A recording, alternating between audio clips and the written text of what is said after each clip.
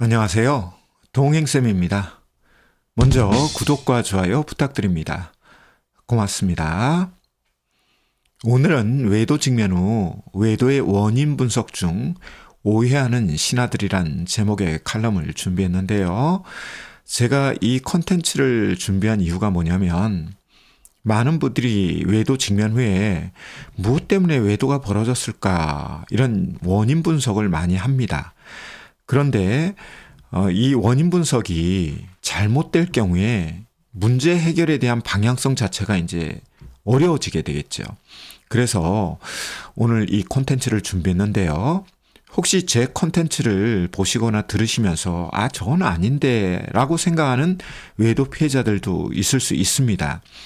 그럼에도 불구하고 조금 열린 마음으로 한번 들어보시고 내가 외도 직면 후에 이 원인과 관련해서 좀 잘못된 생각을 하고 있었거나 아니면 한쪽으로 경도된 생각을 하고 있었구나 라고 좀 생각이 든다면 제가 오늘 만든 이 컨텐츠의 목적에 부합하다 이렇게 생각이 됩니다. 조금이나마 여러분들이 외도 극복에 도움이 되셨으면 고맙겠습니다. 자, 그럼 하나하나 이어가 볼까요? 첫 번째, 외도에 대한 왜곡된 신화가 있는데요. 1번이 뭐냐면 외도는 정욕 때문에 발생한다 입니다. 이거는 원인이라기보다는 제가 볼 때는 결과적인 거거든요. 많은 외도는 정욕 이전에 무엇 때문에 벌어지냐면 정서적인 부분 때문에 벌어집니다.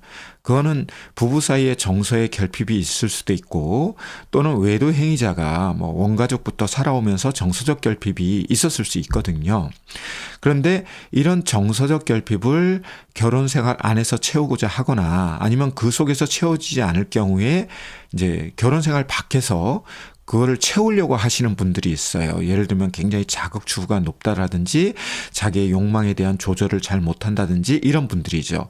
그리고 이런 정서적인 결핍을 채우는 과정 속에서 결국 이제 성적인 관계로 넘어가는 것이지 처음부터 성적인 목적으로 하는 외도는 제가 봤을 때는 퍼센테이지로 따졌을 때 한 20-30%지 사실은 51%가 넘지 않는다고 봅니다. 다만 결론적으로 성적인 관계가 결과적으로 드러나니까 많은 이제 외도 피해자들은 저 사람이 성중독인가 또는 성에 대한 어떤 욕망 정욕 이런 게 강해서 그러지 않은가 하면서 오직 거기에다가 이제 포커스를 맞추면서 공격을 하거나 비난을 하거나 또는 수동적 공격을 하거나 이렇게 돼서 문제 해결을 이제 어렵게 만드는 거죠. 어렵게 만든다는 건 뭐냐면 결국은 외도를 극복하려면 부부의 정서가 풍부해져야 되는데 성에다가 포인트를 맞췄으니 정서에다가 이런 걸 보완하거나 또는 이런 걸 강화하는 작업을 하겠습니까?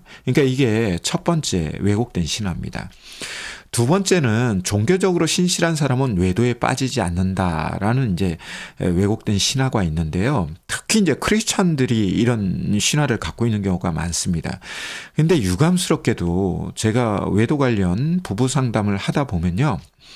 목회자 부부들도 굉장히 이 외도에 직면하는 경우가 되게 많습니다. 특히 남자 목사님들이 여자 신도들하고 이 외도 관계에 빠지는 경우가 많이 있고 또 그런 것 때문에 저를 찾아와서 상담을 받았던 케이스도 많이 있습니다. 이 외에도 교회 장로가 역시 신도들하고 외도에 빠지거나 아니면 교회 밖에서 비신도하고 외도 관계를 맺는 경우가 있는데요. 저는 외도와 어떤 종교적인 신념은 전혀 별개의 문제라고 생각을 합니다. 겉으로 보기에 종교적으로 신실하고 거룩해 보이더라도 누구에게나 이 욕망이라고 하는 게 있고 본능이라고 하는 게 있거든요. 다만 종교적 신념이 잠시 이런 욕망과 정욕을 억압할 수는 있어요. 그래서 성경에 보면 이런 간음은 죄라고 하더라. 그러니까 이건 조심해야 된다. 아니면 이건 하면 안 된다 하고 자기의 어떤 본능과 욕망을 이렇게 억압할 수는 있지만 문제는 뭐냐면 억압을 하면 할수록 거기에 따른 반작용적인 또 욕망의 어떤 강도라든지 욕망의 강도가 세지기 때문에 오히려 역효과가 나는 경우가 있거든요. 그런데 이제 교회에서 만난 커플들 같은 경우에 뭐 청년 때, 뭐 내 남편이나 아내가 굉장히 종교적으로 신실했으니까 이런 이성 문제 만들지 않을 거다. 그거는 여러분들의 희망사항이고 기대사항일 뿐이지, 그거는 아무도 장담하지 못합니다. 그러니까 종교적으로 신실한 사람은 외도에 빠지지 않는다? 그거는 왜곡된 신화라는 것을 말씀드립니다. 세 번째로는 행복한 결혼 생활을 유지하는 부부에게 외도는 일어나지 않는다라는 관점인데요. 사실 외도는 부부가 대면대면한 부부에게도 외도가 일어나지만 알콩달콩한 부부에게도 외도가 벌어집니다. 이거는 제가 조금 전에 말씀드린 것처럼 외도는 욕망 또는 뭐 정욕 또는 뭐 본능 막 이런 것들이 얽혀 있는 거기 때문에 사실은 부부 관계가 굉장히 원활하고 소통도 좋고 이런 부부에게도 본능에 대한 어떤 조절 이런 거에 취약성을 보이거나 어떤 환경적인 요인 이런 거에 갑자기 유혹에 노출되거나 했을 때 자존감이 떨어져 있다든지 이런 경우에 외도를 선택하는 경우가 있거든요. 그래서 행복한 결혼 생활을 유지하면 외도가 벌어지지 않는다? 그거는 착각일 수 있습니다. 네 번째로는 부부 사이에 외도가 벌어졌다는 것은 외도 피해자가 적합한 남편 혹은 아내가 아니라는 뜻이다라고 생각하는 외도 피해자들이 있는데요. 전혀 그렇지 않습니다. 배우자가 외도를 했다는 것은 내가 못나서 내가 뭐 잘못해서 물론 그런 부분이 뭐 0%라고 말씀드릴 수는 없겠죠. 그러나 외도 피해자들 중에는 외도 직면에 자격지심이 생기고 자존감이 떨어지면 내가 못나서 그렇구나 내가 잘못해서 그렇구나 근거도 없이 이렇게 말씀하시면서 우울감에 빠지거나 자기를 비난하거나 자기를 비하하거나 자기를 평가절하하는 분들이 있는데요. 전혀 그렇지 않습니다. 외도가 벌어졌다는 것은 외도 행위자가 부적절한 선택을 한 것이지 결코 상대 배우자인 외도 피해자가 뭐 부족하다든지 뭐 부적합하다든지 그런 거 아니라는 거 꼭 기억하시면 좋겠고요. 다섯 번째로 외도 피해자들이 착각하고 왜곡된 신화를 갖는 것 중에 하나가 뭐냐면 외도 행위자는 배우자인 즉 외도 피해자보다 더 매력적인 외도 상간자를 만날 것이다. 그래서 예를 들어서 뭐 아내가 외도 피해자이면 나보다 더 뭐 성적으로 매력적이거나 뭐 지적으로 매력적이거나 뭐 그런 사람을 이 사람이 만났겠지. 또 반대인 경우에도 내 아내가 나보다 더 뭐 스마트한 남자를 만났거나 더 핸섬한 남자를 만났겠지. 이렇게 자격지심을 발휘하는 경우가 있는데요. 물론 외도 사례를 조사해 보면 뭐 그런 경우가 있을 수 있습니다. 뭐 아내가 뭐 아이 출산 후에 체형이 뭐 뚱뚱해졌는데 나중에 외도 상간자를 만나 보니까 나보다는 훨씬 뭐 날씬하거나 매력적이거나 뭐 여자가 보더라도 뭐 그런 경우가 있을 수 있고 또는 남편이 피해자인 경우 역시 외도 상간자를 만나봤더니 나보다 훨씬 더 뭐 스마트하거나 뭐 핸섬하거나 뭐 체력적으로 되게 좋거나 뭐 그런 경우가 없다는 건 아니지만 제가 말씀드리는 거는 일반화시켜서 말씀을 드리는 거거든요. 그래서 꼭 그렇지는 않습니다. 제가 예를 들어서 좀 과일반화한 이야기를 하나 드려볼까요? 어떤 50대 남성이 70대 여성하고 외도 관계를 맺은 적이 있거든요. 아무리 여성들이 외모 관리하고 피부 관리한다고 하더라도 일반적으로 70 정도면은 사실 아내가 이제 50대 초반인데 그게 비교가 되겠습니까? 아무리 아내가 관리를 안 한다고 하더라도. 그러니까 결코 외도 피해자보다 더 뭐 잘난 외도 상간자를 배우자가 만날 것이다. 그거는 오해고 착각이다. 이런 말씀을 드리기 때문에 절대로 자격지심이나 자기 비하나 자기 평가자를 하지 마시고 그걸 통해서 자존감이 하락이 안 됐으면 좋겠습니다. 여섯 번째로 외도 직면 후 외도 피해자가 사력 있게 대응해도 결혼 생활은 파국을 맞이할 것이다. 아닙니다. 결혼 생활이 파국을 맞이하는 것은 사력 있게 대응했기 때문에 맞이하지 않고 사력 있게 대응하지 않았기 때문에 맞이하고 그런 게 아니고요. 외도라고 하는 것은 엄청난 큰 상처를 남기거든요. 제가 외도 상담에 나오신 부부들을 상대로 할 때, 특히 외도 행위자를 상대로 할 때 어떤 비유를 드냐면, 여태까지 살아오시면서 엄청나게 아팠던 적이 있으세요? 이렇게 제가 여쭤봐요. 그러면 어떤 분은 난 대상포진 때문에 죽을 뻔했다. 죽지는 않는데 그 정도 이제 고통스러웠다. 이런 이야기겠죠. 또 어떤 분은 다른 어떤 질병이라든지 이런 것 때문에 나 정말 이런 고통에 있을 바에야 그냥 내가 죽는 게 낫겠다라고 생각한 적이 있다라고 고백하는 외도 행위자들이 있거든요. 그러면 제가 그런 분들한테 뭐라고 말씀드리냐면, 그 고통 곱하기 10 또는 그 고통 곱하기 100 정도 되는 것이 외도 직면 후에 외도 피해자가 받는 고통이다. 병리적인 것은 겉으로 찢어지거나 피가 나거나 아니면 속이 아플 때는 MRI CT 이런 걸 찍어서 여기에 종양이 있다, 여기에 뭐가 있다 해서 우리가 정말 고통스럽겠구나 이렇게 느끼지만, 심적인 거는 사실 겉으로 잘 드러나지 않거든요. 어디가 찢어지거나 어디가 피가 흐르나요? 다만 어떤 표정이라든지 또는 표현 이런 걸 통해서 이 사람이 고통스럽구나 알 수 있는데요. 그러다 보니까 외도 행위자들이 외도 피해자들의 고통에 대해서 피상적으로 아는데, 제가 조금 전에 말씀드린 것처럼 어떤 고통 곱하기 10 또는 어떤 고통 곱하기 100 정도가 고통스럽다 이렇게 하면 어떤 외도 행위자들은 깜짝 놀래요. 선생님 정말 그렇게 고통스러운가요? 정말 고통스럽거든요.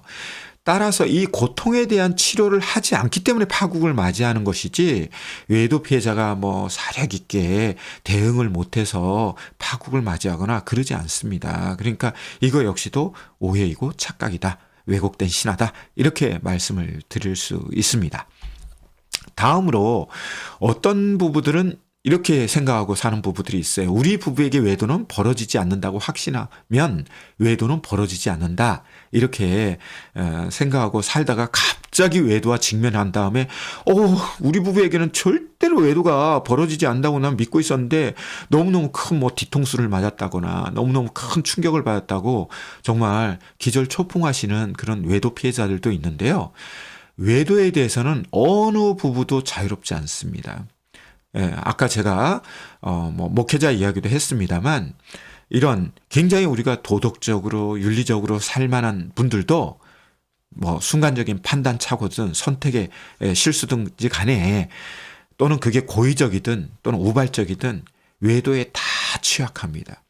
이거를 모든 부부들은 아내든 남편이든 인식하고 살아야 되는데, 그러지 않는 부부들이 굉장히 많아요. 사실 이 시대가 점점점 발달하면서 오프라인 더하기 온라인에서 수많은 이런 외도에 대한 유혹거리가 많습니다. 영상도 있고 무슨 어떤 정보도 있고 또 사람의 유혹을 당기는 그런 외도거리들이 수룩합니다. 그냥 눈을 감아도 떠오르고 눈을 떠도 떠오르고 집에 있어도 떠오르고 집 밖에 나가도 떠오르고 또 회사에 가서도 그런 유혹거리가 있을 수 있고 동호회 가서도 있을 수 있고, 그러기 때문에 아무리 부부가 맨날 이걸 구호처럼 외우고 암시를 준다고 해서 우리 부부는 절대로 외도가 벌어지지 않을 거야, 어느 부부도 외도에는 자유롭지 않다. 다만 외도를 하는 사람과 안 하는 사람은 분명히 있어요.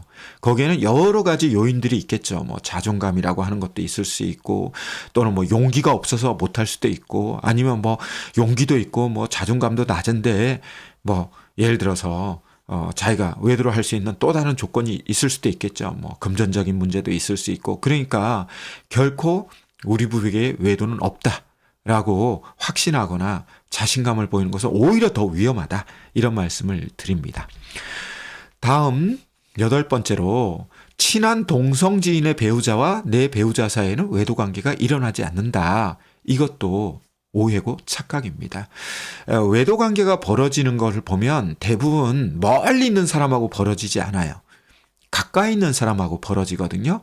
예를 들어 동호회 가서 동호회 사람 가까이 있는 거예요. 교회 가서 가까이 있는 사람, 또 이웃 친척일 수도 있고 지인일 수도 있고 회사 직원일 수도 있고 여러 가지 다 보면은 외도 피해자와 외도 상간자가 일면식이 있든 없든 그런 차이만 있을 뿐이지, 외도 행위자 주변에 있는 사람들하고 관계가 형성됩니다. 근데 그 중에 제가 볼 때는 최악이 뭐냐면, 내 배우자, 즉 외도 피해자의 뭐 지인의 또는 지인의 배우자, 뭐 이런 사람들하고 막 얽히고 설키는 거거든요. 그래서 친한 동성 지인의 배우자와 내 배우자 사이에 외도 관계가 일어나지 않는다? 아무도 개런티할 수 없습니다. 아무도 그거 안 일어난다고 보장할 수가 없습니다. 그렇다고 그걸 뭐 다 의심하라는 게 아니에요. 그렇기 때문에 우리는 같은 친한 지인 사이에서도 항상 무엇을 유지해야 되냐면 경계선이라고 하는 걸 유지해야 되는 겁니다. 친한 건 친한 거고, 그러나 분명히 일정한 안전거리를 두는 것도 사실은 중요한 거죠. 그래서 그런 부분에서도 외도 관계가 벌어질 수 있다는 걸 아시고 항상 스스로가 또는 부부가 조심해야 된다는 걸 말씀드리고 싶은 겁니다. 다음으로 이거 굉장히 왜곡된 생각인데요. 외도가 타성에 젖은 결혼 생활에 활력소를 줄 수도 있다고 해서 외도하는 분들도 있더라고요. 물론 한 100분의 1 정도? 그런 아주 좀 제가 좀 심하게 말씀드리면 변태적인 부분이 있을 수 있겠죠. 그런데 외도라고 하는 사건은 어떤 목적으로 어떤 의도로 이게 이루어졌든지 간에 부부 사이에는 엄청난 상처를 줍니다. 특히 어떤 부분에 상처를 줄까요? 신뢰에 대한 상처를 주거든요. 10년, 20년, 30년 살아오면서 신뢰 탑을 1m, 5m, 10m를 쌓았던 게 하루아침에 팍 허물어지는 사건이 있다면 가정폭력보다 더 심한 것이 뭐냐면 바로 이 외도입니다. 그래서 외도를 하면서 외도 행위자 입장에서는 이 타성에 젖은 결혼 생활에 자기는 활력이 될 수 있다. 그렇게 착각하거나 오해할 수는 있습니다만 결코 그렇지 않습니다. 그거는 외도 행위자가 자기에게 유리하게 생각하는 거거든요. 그래서 이건 정말 왜곡된 생각이다. 이거는 정말 인지적 오류뿐만 아니라 인적 왜곡이다. 이런 말씀을 드리고요. 10번째로 부부 사이에 외도가 발생했다면 이는 배우자를 사랑하지 않는 것이다 라고 생각하는 외도 피해자들도 있습니다. 물론 외도라고 하는 것은 우리가 이제 사랑의 범주를 나눌 때 크게 어떻게 나누냐면 낭만적인 사랑이 있고요. 그 다음에 헌신적인 사랑이 있거든요. 그러니까 외도라고 하는 것은 뭐냐면 외도 행위자 입장에서는 낭만적인 사랑을 선택한 거예요. 원래 건강하고 성숙한 부부는 나이가 들어가더라도 낭만적인 사랑 더하기 헌신적인 사랑을 꼭 5대5는 아니지만 이게 2대8일 수도 있고 7대3일 수도 있는데 이걸 적절하게 섞어서 사랑을 나눕니다. 이거는 정서적인 사랑, 성적인 사랑 다 포함되는 거예요. 그런데 외도 행위자들 중에는 이 낭만적인 사랑을 부부 사이에서 찾는 것이 아니라 나가서 외도 상관자하고 찾는 거거든요. 그렇게 되면 당연히 헌신적인 사랑도 당연히 파괴가 되겠죠. 그래서 부부 사이에 외도가 발생했다면 이제 대표적으로 낭만적인 사랑은 이 외도 행위자가 분명히 취소하거나 아니면 포기했다라고 볼 수 있는데 헌신적인 사랑까지 파괴가 되면 이제 부부는 파국을 맞이하는 거고요. 그나마 헌신적인 사랑이 남아있으면 어떻게 하냐면 외도를 극복하고 이런 상처가 치료되면서 뭔가 관계가 회복될 수 있는데 그러면 헌신적인 사랑이란 건 뭐냐? 일반적으로 낭만적인 사랑은 이기적인 사랑, 즉 나의 어떤 만족감, 나의 행복감을 위해서 누리고 싶은 거라면 헌신적인 사랑은 이타적인 사랑이거든요. 즉 배우자를 위해서 베푸는 사랑인데 대표적인 예를 들라면 뭐냐면 상대편을 존중한다거나 또는 배려한다거나 또는 힘들 때 위로한다거나 격려한다거나 이런 것들이 이제 헌신적인 사랑입니다. 따라서 외도가 발생했다면 낭만적인 사랑도 사라지고 헌신적인 사랑도 사라졌을 수도 있는데 어떤 부분들은 이게 어떤 분들은 말이 안 된다고 말씀하지만 낭만적인 사랑은 파괴가 됐어도 그나마 헌신적인 사랑을 유지하는 부부도 있습니다.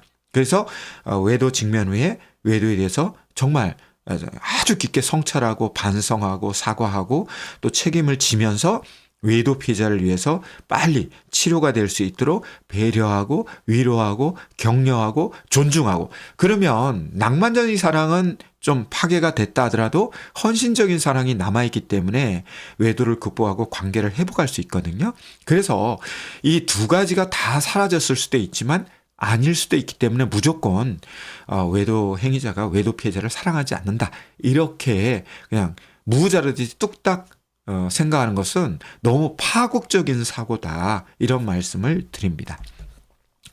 다음으로 외도 발생 시 모른 척하고 넘어가는 것이 더 지혜로운 일이다라고 생각하는 외도 피해자들도 있는데요. 전혀 그렇지 않습니다. 가끔 보면 외도 피해자들 중에 외도를 인지하고도 외도 행위자에게 이거를 말을 못하고 끙끙끙 앓는 분들이 이제 전화해서 선생님 나 확실하게 배우자의 외도를 이제 알게 됐는데 말을 못하겠어요.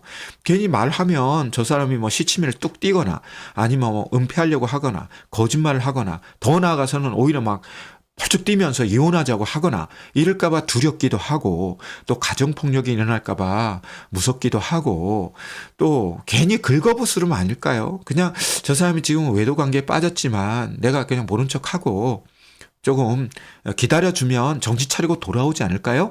이렇게 말씀하시는 외도 피해자들이 있는데요. 결코 그렇지 않습니다. 외도 발생한 이후에 그 사실을 인지한 다음에 그걸 속으로 사귀잖아요. 그럼 마음에 욕창이 생겨요. 그래서 나중에 그 외도 행위자가 정말 정신 차리고 돌아오더라도 이제 그때 이 모아놨던 누적됐던 응축됐던 이 고통과 상처 또 아픔 이게 한꺼번에 팍 폭발하는데 이게 그냥 수류탄 하나 정도 폭발하면은 그래도 파편 맞으면 다치고 죽을 수 있잖아요. 이게 막 수백 개다 핵폭탄이 돼버립니다. 그래서 외도를 인지하셨다면 외도 행위자에게 말씀을 하셔야 됩니다. 다만 이런 것들을 내가 외도 행위자하고 외도 피해자가 면대면으로 하기가 너무 부담스럽다 그러면 사실은 부부 상담 현장에 나와서 이걸 다루는 것도 지혜로운 일이에요. 그런데 이제 외도 피해자가 자존감이 낮거나 이게 이제 갑자기 이런 사실을 알아서 자존감이 떨어지는 분도 있지만 평소에 자존감이 낮은 분들 이런 분들은 이런 것들을 능동적으로 못 하시더라고요. 그래서 끙끙끙 앓다가 결국은 외도 행위자가 외도 관계를 끊고 오더라도 그 이전에 이 임금님기는 당나귀 기라는 걸 알았기 때문에 받은 그 상처 있잖아요.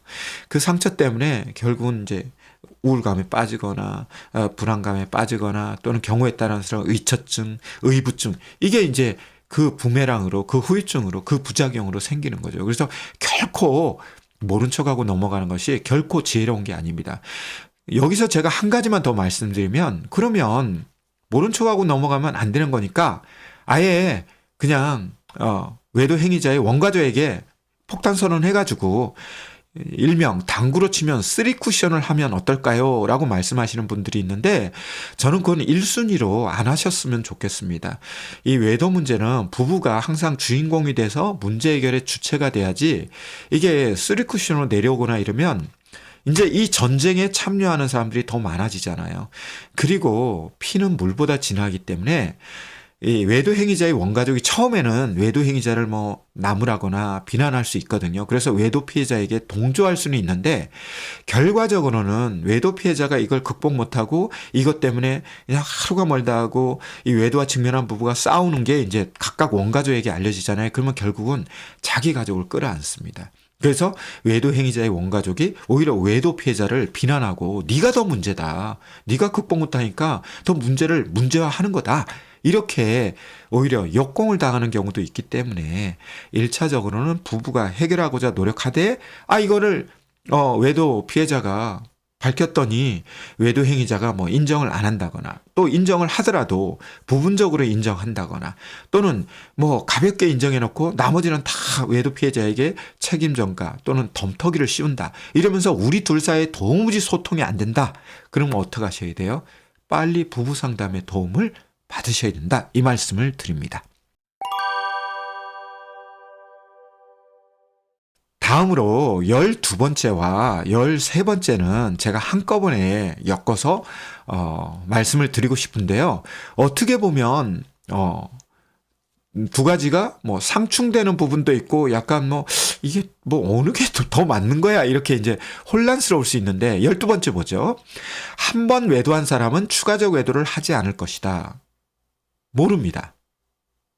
13번째, 한 번 외도한 사람은 반드시 추가적 외도를 한다. 모릅니다.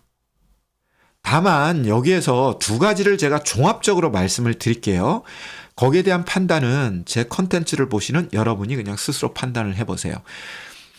외도는 재발될 가능성이 높고 반복될 가능성이 되게 높습니다. 어떤 경우에 그러냐면 외도의 뭐 기간이 길었거나 외도의 어떤 내용의 강도가 셌거나 그게 아니고요. 외도 직면 후에 외도 피해자도 치료를 받아야 하지만 외도 행위자도 치료를 받아야 하거든요. 뭐 대체 무엇을 치료받아야 되느냐? 여러 가지가 있을 수 있습니다. 뭐 대표적인 것은 외도 행위자들을 보면 인지적인 오류가 벌어지거나 인지적인 왜곡을 갖는 경우가 많아요. 이게 굉장히 이게 말이 될지는 모르겠는데 보수적이거나 가부장적인 그런 원가족 문화에서 살았던 대표적으로 남자들을 보면은 뭐 이런 거 있어요. 아니 남자가 외도 한번 할 수 있지 뭐. 사회생활 하다 보면 외도가 생길 수도 있지. 이런 것들이 어떻게 보면 인지적 오류이자 인지적 왜곡이에요. 이런 걸 가진 분들은 뭐 외도가 한번 벌어지면 추가적인 외도가 벌어질 가능성이 높습니다. 그러면 반대로 외도가 벌어졌지만 추가적 외도를 하지 않는 분들도 있거든요. 어떤 분들이냐? 물론 치료를 뭐 받는 분들도 있지만 자기 성찰 능력이 되게 뛰어나거나 자기 관리 능력이 뛰어나거나 인문학적 소양이 높거나 인간에 대한 이해가 높거나 자기에 대한 이해가 높거나 이런 분들은 우발적이든 뭐 고의적이든 한번 외도가 벌어질 수 있어요. 그럼에도 불구하고 그 위에 철저한 반성과 깊은 성찰 이런 걸 통해서 자기 스스로가 자기 통제력, 자기 절제력을 가질 경우에 외도가 벌어지지 않을 수 있거든요. 근데 이런 근거도 없이 한 번 해가지고 엄청나게 뭐 외도 피해자의 고통을 지켜봤고 또 주변 사람들이 알면서 인격살인도 당해봤으니까 추가적인 외도 하지 않을 것이다. 이거는 외도 피해자의 희망 고문이고 기대입니다. 긍정 고문이에요. 또 13번째로 한 번 외도했으니까 이 사람 진짜 외도 안 하는 사람은 있을지언정 하고 반복 안 하는 사람 없더라. 이거는 과도한 또 확증 편향입니다. 과도한 일반화입니다. 그렇기 때문에 어떤 케이스가 됐든지 간에 이것을 예방하거나 방지하고 싶다면은 외도 직면 후에 외도 피해자뿐만 아니라 외도 행위자도 상담에 임하시고 치료에 임하셔서 인적 오류가 있거나 인적 왜곡이 있거나 이거 인지치료 받으셔야 돼요. 그리고 부부 사이에 정서적으로 어떤 결핍이 있거나 어떤 손상이 있다면 이건 정서적 치료를 받으셔야 되는 겁니다. 아울러 행동적으로 또 이 충동 조절 이런 걸 잘 못하시는 분들이 있어요. 이런 분들은 행동 치료를 받으셔야 되는 겁니다. 이런 게 없으면서 무조건 12번째나 13번째 이런 키워드를 갖고 이런 모토를 갖고 외도 피해자가 역시 인적 오류를 벌이거나 인적 왜곡을 하시거나 반대로 외도 행위자가 인적 오류 또는 인적 왜곡에 빠지신다면 그것은 외도에 대한 왜곡된 신화다 이런 말씀을 드리고요.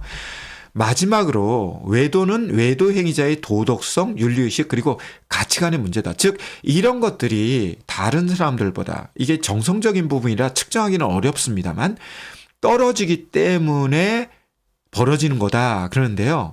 아까 제가 두 번째로 무슨 말씀 드렸어요? 목회자들도 외도에 많이 빠집니다.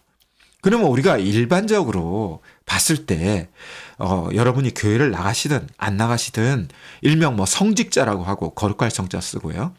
또 목회자다 그러면 최소한 일반인들보다는 한 1, 2%더 도덕성이나 윤리의식, 가치관 더 건강하거나 더 건전하지 않을까 이렇게 생각하지 않습니까? 그런데 그런 분들도 자기의 본능이나 욕망이나 유혹이 왔을 때 넘어지더라 이런 거예요. 그래서 외도는 도덕성의 관점에서 접근하거나 윤리의식의 관점에서 접근하거나 가치관의 관점에서 접근하다 보면 이 문제 해결에 어려움을 겪습니다. 그러면 선생님 대체 어떤 관점에서 접근을 하라는 거예요? 선생님의 논조는 저는 외도는 인간 이해의 관점에서 접근을 해야 됩니다. 이거를 외도 피해자들이 잘못 오해하면 그럼 제가 외도 행위자를 이해하라고요? 아니요. 외도 행위자 포함 외도 피해자도 자기에 대한 이해가 필요한 겁니다. 즉 그래서 제가 포괄적으로 인간 이해라고 말씀을 드리는 거예요. 이거를 이해 못 하시는 분들은 외도 피해자는 공격자, 외도 행위자는 방어자, 이래서 전쟁만 벌이세요. 결국은 두 분 다 소진하고 두 분 다 파국을 맞이하는 겁니다. 부부가 이혼하는 것도 사실은 외도가 촉발이 됐을 수는 있어요. 그게 방아쇠가 돼서 총알이 나갈 수는 있지만 문제는 그 총알을 맞고 난 다음에 그걸 빨리 치료하지 않으면 어떻게 돼요? 그게 도져서 결국은 사망하거나 그렇게 되는 거잖아요. 그러니까 외도라고 하는 사건은 하나의 촉발 요인일 뿐 그거로 인해서 부부관계가 파국이 벌어졌다면 문제에 대한 원인 진단이 잘못됐고 거기에 따라서 대처하는 게 또 부적절하며 그중에 대표적인 게 치료하지 않음으로 인해서 되는 것이고 결코 도덕성, 윤리의식, 가치관 물론 인적 오류와 왜곡에 빠진 분들은 이런 부분이 있을 수는 있습니다만 이게 저는 근본적인 문제는 아니다. 따라서 인간 이해에 대한 즉 자기 이해에 대한 부족한 사람들이 외도에 취약하고 또 외도를 잘 버리면서 심지어는 외도 직면 후에 외도 발각 후에도 어떻게 대처한다? 굉장히 미숙하게 대처한다는 겁니다. 이런 점들을 여러분들이 좀 분명히 아시고 제가 오늘 14가지 정도에서 외도에 대한 특히 원인 분석에 있어서 왜곡된 또는 오해와 착각된 신화를 말씀드렸는데요. 물론 외도 피해자들 중에는 저의 이 내용을 듣고 나는 몇 번은 내가 동의하는데 몇 번은 동의 못하겠어. 저거는 선생님도 뭔가 오해하고 있는 것 같아. 뭔가 잘못 알고 있는 것 같아. 내 사례는 전혀 반대거든. 그렇게 마음속에 저항감이 생길 수 있어요. 물론 제가 주장하는 게 다 옳다라는 말씀이 아닙니다. 이런 관점이 있다는 정도에서 한번 우리가 생각해 보자는 포인트를 드린 거니까요. 한번 잘 여러분들의 사례를 여기에 비춰보시고 내가 이런 부분 때문에 너무 한쪽으로 경도됐구나 또는 너무 한쪽으로 편향됐구나 라고 생각을 한다면 외도 피해자도 치료에 임하시고 외도 행위자도 치료에 임하셔서 외도에 대한 극복 또 부부관계에 대한 회복 이런 거를 하셨으면 좋겠습니다.